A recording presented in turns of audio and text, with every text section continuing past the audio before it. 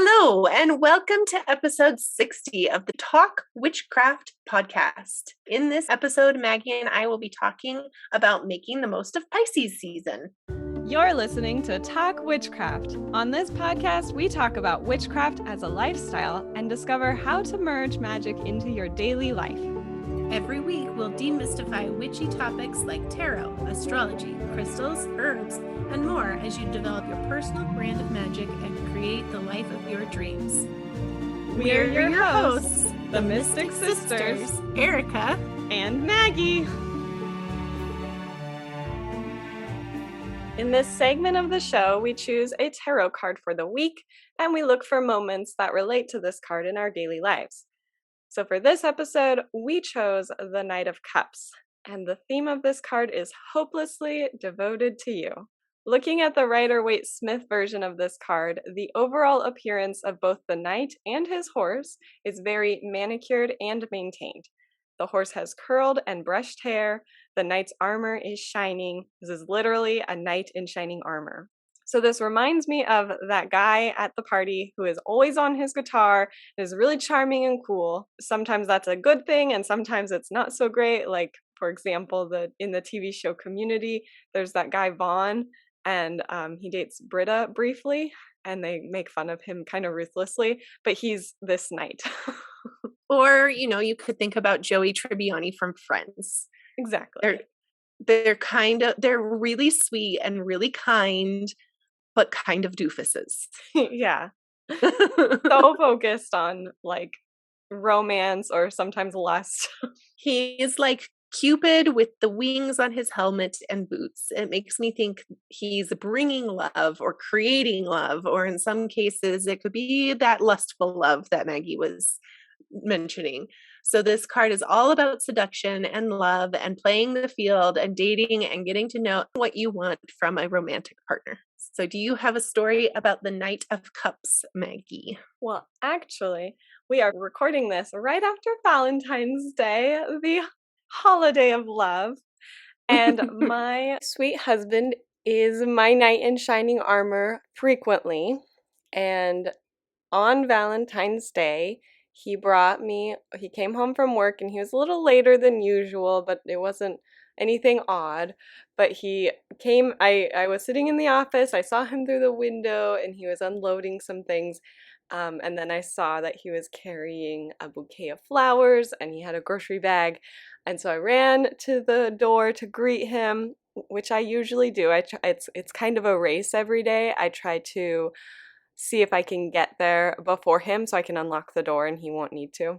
And I'm not sure who won, but anyway, he came in with all of these gifts. He had this bouquet of roses, 2 cartons of ice cream, and a bottle of wine. He had something else that was kind of funny. What was it? It was like unrelated to Valentine's Day. He just like also went grocery shopping. I can't remember what it was. But usually we talk about like having an experience for like our anniversary and for birthdays and for other holidays. We always agree to not do gifts, or at least I say I'm not going to do gifts and he always does. And it just makes me feel so special. His love language really is gift giving, and so I should just know that about him, but at this point that he's always going to, even if we've agreed not to. It was definitely a token of his love, in gift form, which is really what gifts are, is showing your love in a physical way, like we've talked about on previous episodes. He is, like I said before, he's my knight in shining armor. He's frequently there to help me work through my emotions, loves unconditionally, so generous and caring, and I just think he really embodies this knight. Good. What about you? Do you have a story about the Knight of Cups? Well, I guess since we're talking about love, I'll talk about my boyfriend too. I do think that he is my knight in shining armor. He very much takes care of me and makes sure that I am making good decisions. He helps me to process things when they're hard, and I don't want to say he rescued me, but he rescued me from my toxic relationship. He's one of the first people outside of my family to mention, like, hey, I'm worried about you and this person. And was very delicate about it and wasn't pushy, and was like, the things that you say to me about this relationship cause me to worry about you. And so in that sense, he rescued me from that by making me aware of it so that I could rescue myself. We did not do Valentine's Day because our anniversary is on February 29th, which doesn't exist this year. So we're doing it on the 28th. Cute. Should we switch to our main topic for the week? Sounds good. As we mentioned at the beginning, we are going to share with you the 5 ways to make the most of Pisces season. These are my favorite episodes. They're good. They're fun. Like an overview of what's coming for the next 3 episodes. Yes. So Pisces season begins sometime around February 19th and ends around March 18th, 19th. And the reason that this date is not specific for each year is because of the position of the sun in relation to the earth.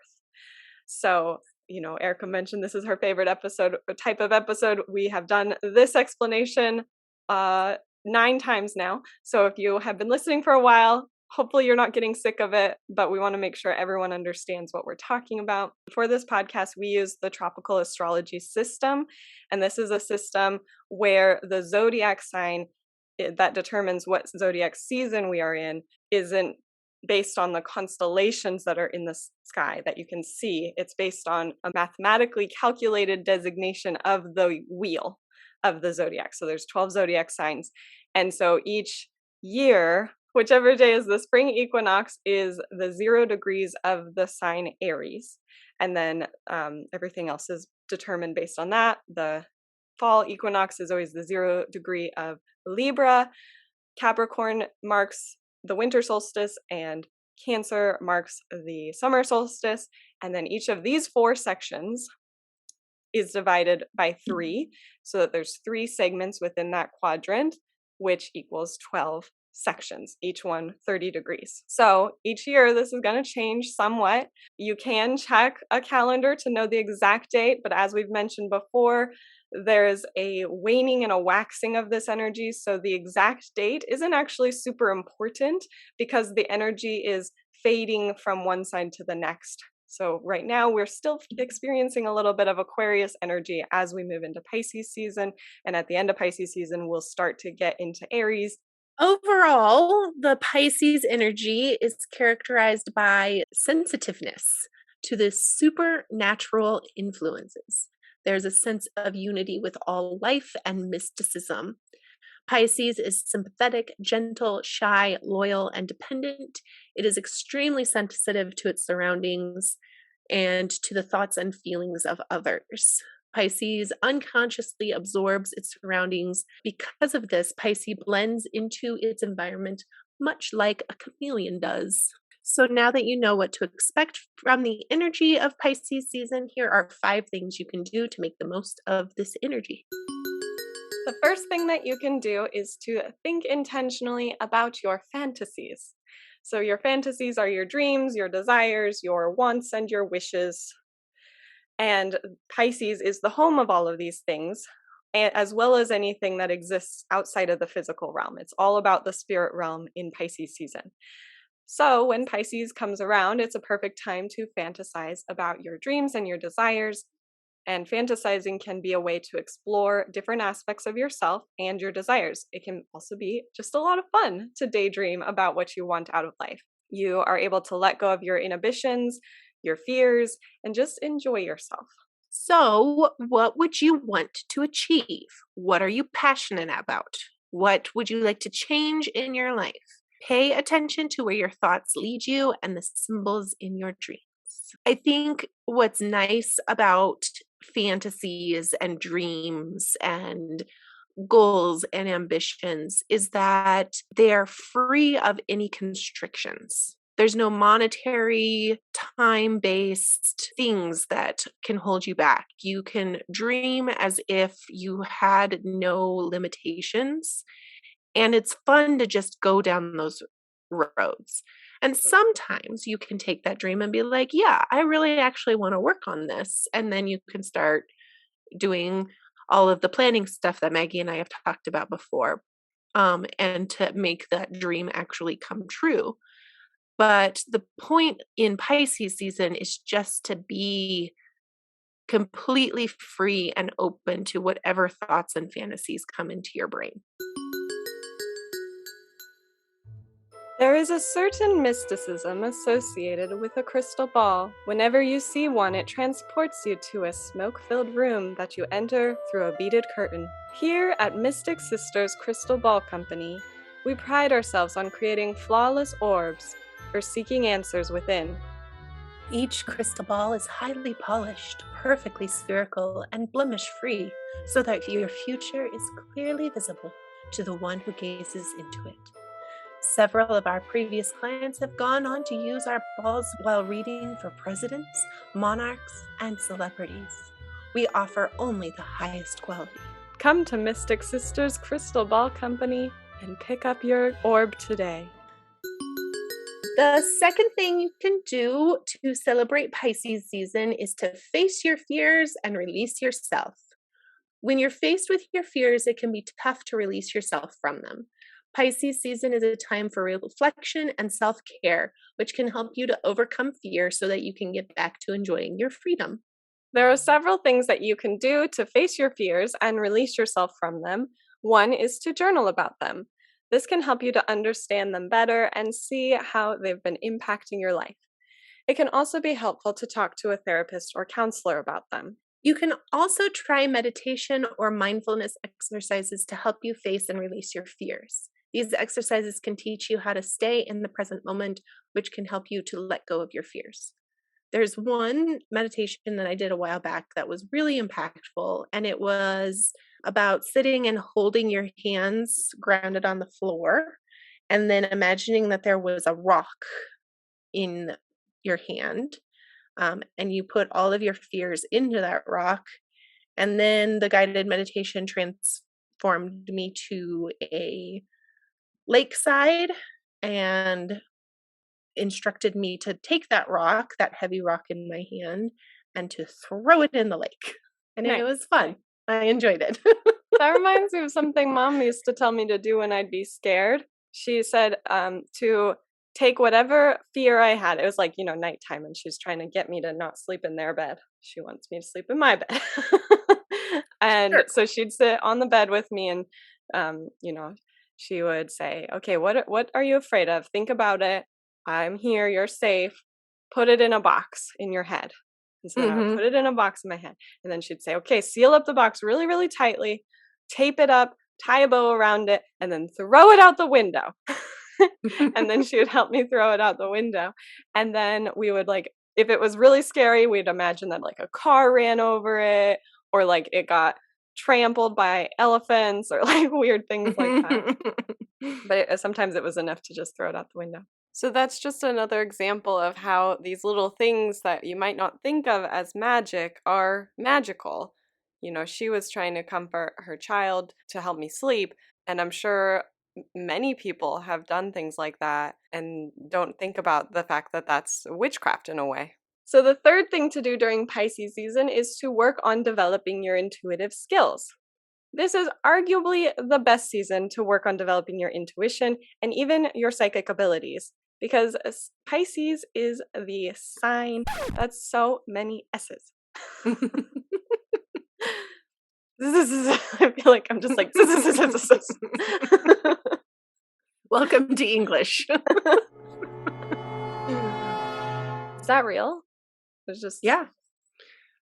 There was somebody who asked other people from other countries what English sounds to them, and most of them were like, y'all sound like snakes.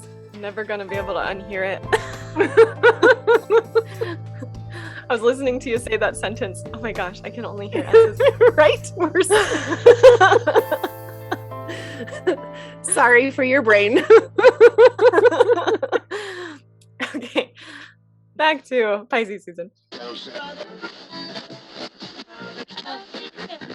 This is because Pisces is the sign of dreams and the spirit realm. Its dominion is everything that exists beyond the physical realm, as I mentioned before. One way that you can develop your intuition is to be more aware of your physical senses. This will help you to better describe the things you experience with your paraphysical senses. So using some divination tools like tarot, oracle cards, runes, a pendulum, or crystal ball can also help you to tap into the messages that come from your intuition. Keep a journal where you can record your hunches, nudges, and spiritual messages as well. I did a tarot reading the other day and it was not helpful. I'm like, what? Okay, these cards are not related to my question. So what are you actually trying to tell me? And did you get an answer? I didn't. It was, Did you write it down to see if it makes sense later? It's in my app. Well, it didn't save it. That's annoying. That is annoying. I was just telling Maggie that I had a tarot reading for myself that did not answer the question that I wanted it to answer. And I was very put out and I have no idea what question it was answering. And I tried to keep a journal, but then my app deleted the readings. So I have no idea what the cards were telling me. It was like one of those magic 8 balls that's like, ask again later. That's the answer. Exactly. Come back later. I don't want to talk to you right now. I'm like, come on, spirits, I need help. Maybe that's my the message from the spirits to not rely on technology and to just write it down in physical paper form. Sometimes that can be helpful, just like making the connection between pen and paper, even more so than like typing. So the fourth thing that you can do during Pisces season is to heal your emotional and spiritual self. Pisces season is a time for healing your emotions and spiritual self. Pisces is also an incredibly healing sign, especially for your emotional and spiritual wounds. With the help of Neptune, Pisces planetary ruler, you can begin to heal yourself. And I just want to point out that Pisces is a fish. It is a water sign. Neptune is the god of the oceans and the waters. Water is historically a very healing and spiritual place to be. The hot springs and the mineral waters. So embrace that healing water energy and use it to heal yourself. And one way to do that is to make a list or journal about what you think needs to be healed within yourself, whether it's a physical back pain or something like that, or a mental thing or a spiritual thing, emotional, and then try to start brainstorming ideas for how that healing can come about. So in some cases, you may be able to use affirmation and spell work to help heal yourself. In other cases, you might want to engage in self-care practices that encourages long-term health and wellness for your body, mind, and spirit. You might need to talk to a therapist or a counselor to help with some things that are more challenging than what you can do on your own, or a doctor who can prescribe medication if necessary. Maybe you need to hire a personal trainer to help you strengthen your body, or some other professional who can help you in other areas of your health.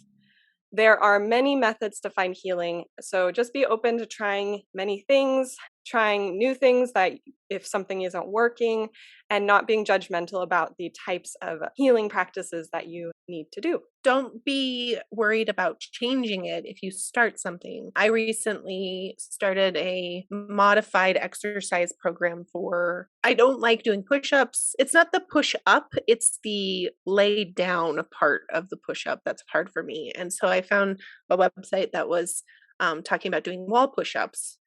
So it takes that gravity aspect out of it and it seems to be helping. But part of it is doing squats, which are really great for you, and one should be doing squats. But as I was doing the squat, my knee started to hurt, and it shouldn't hurt. And so I had to change from doing that. Probably should go talk to a physical therapist and see what's going on there. I've had problems with my legs and my knees for a long time, which is part of the reason why I don't like to exercise a lot. So it's this ongoing process of long-term health and wellness that it's not always going to be the simple, easy solution of just do the exercise program. And it's about doing the things that lead up to you being more healthy. Yeah. And I think the important thing of what I heard you say was that you were like listening to what your body needed. You noticed that your knee was hurting. So you didn't push through that because you were told to do this squat. You were like, so I think that's a key for any sort of self-care is paying attention to what feels good for your body and what's hurting and not doing the things that hurt. And always with that long-term health in mind. I think sometimes, certain things feel good in the short term, but they might not be good in the long term.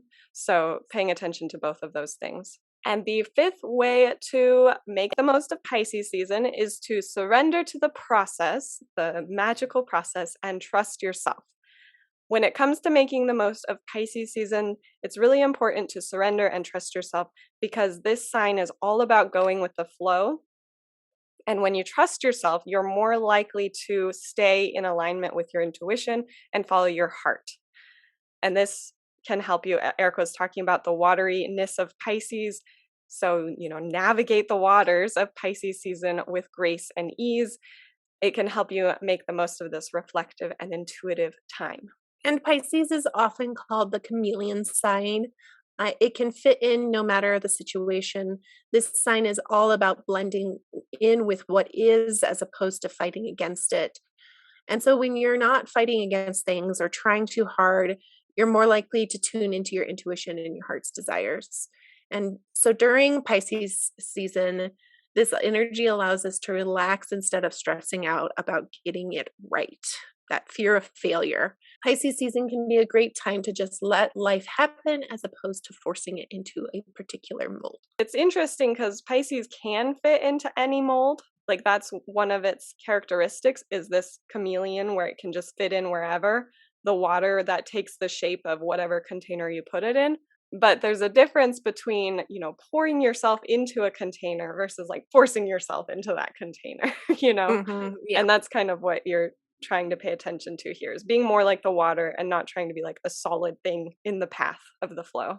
This is a time to look toward the natural Pisces in your life to see how they interact with the world on a regular basis. And our mom is a Pisces, and I think she fits in with this kind of description very well. She's able to move from environment to environment and be comfortable and engaged with whatever group she's in, regardless of theme or people or activity. That's one way that melding and flow of those natural Pisces people is a good thing to look at during this season to emulate and mimic. That's something I definitely admire her about. Sometimes if I like use mom as my mask when I'm feeling uncomfortable in social settings. I like put on her persona. Yeah. This episode is brought to you by Mugwort. So Erica is going to start by telling us about the medicinal properties, and then I will share the magical properties. Mugwort's Latin name is Artemisia vulgaris. It is part of the Asteraceae family, so that daisy family. And we'll talk, I'll just say right now, there's that caution if you are allergic to daisies in any way to limit use of this plant. Mugwort is an anti-parasitic and can help to stave off infection, particularly in the digestive system, where it is used as a bitter and astringent. And so it'll aid in toning the digestive tract tissues. Because of the way that it works on the digestive tract, it is good for all digestive ailments, particularly for diarrhea and constipation. It is also good for people who have periods, especially those who have small or absent periods that is causing any sort of pain or discomfort. They talk about it if you're a cold person, so that would be somebody who has cold extremities a lot, poor circulation. Basically, the mugwort is used to move things and warm the blood flow so that everything flows well. And it has also been used for postpartum to help to soothe the uteral space and ease some of the trauma that has happened during pregnancy and delivery. The caution being to not use it during your pregnancy. It is only to be used postpartum. There's not anything that says that it can be passed into breast milk, so there shouldn't be any worry about it for the postpartum piece. You can put it in a tea or use it as a tincture. Sometimes for that postpartum piece, you can use it as a topical application, a salve or a lotion to soothe the outer skin. Mugwort is a passive herb. It corresponds with the moon, Neptune, water, Cancer, and Pisces. It is known as the dream herb, so adding it to a dream pillow to sleep with, and that will encourage dreams while you're sleeping, is one way to use it. You can also use it during waking practices that are associated with divination, where you're trying to talk to your intuition or develop your psychic abilities. Adding it to a herbal bundle for smoke cleansing before divination practices, or sprinkling it around your candles, adding them to candles that you use while practicing divination. I recently wrote about a Mugwort Latte, which I was inspired by a trip I took with my friend Kristen to this place in Tampa. It's like this speakeasy that's inside of a restaurant behind a bookcase. Super cool. It's like a really goth style decoration, and they don't serve alcohol. It's a kava bar.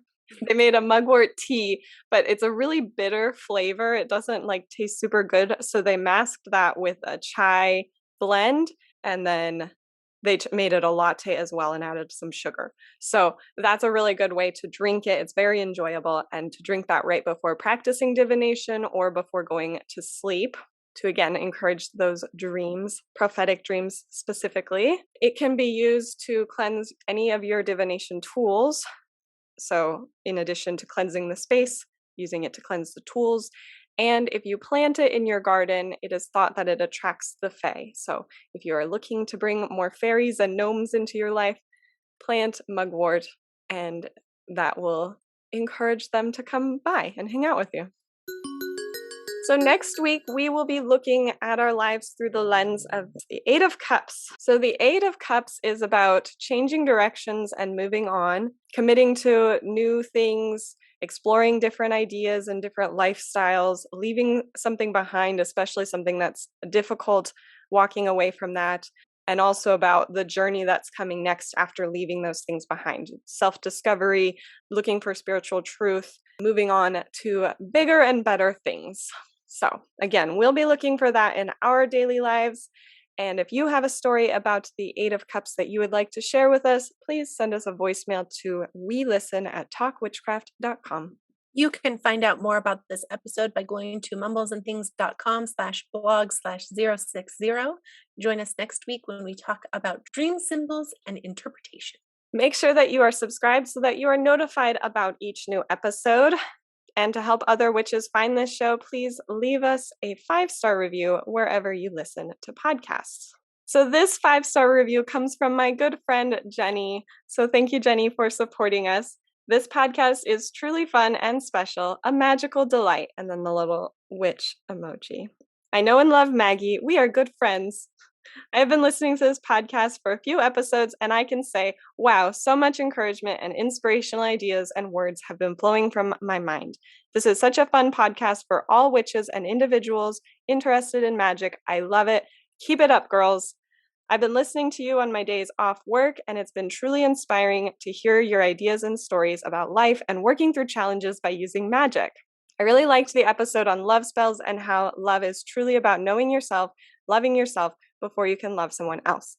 I highly recommend it. Heart emoji. You can also find us on Instagram at Mumbles and Things. And if you have any other tips to add, tell us about it in the Talk Witchcraft forum in Mumbles Academy community. And don't forget to share this episode with your witchy friends and followers. Thanks for listening. Goodbye. Goodbye. Balls is such a funny word. I'm so like a 12-year-old. A few minutes later. You didn't want to say ball. I know. Pick up your balls. We got your balls in a bag over here.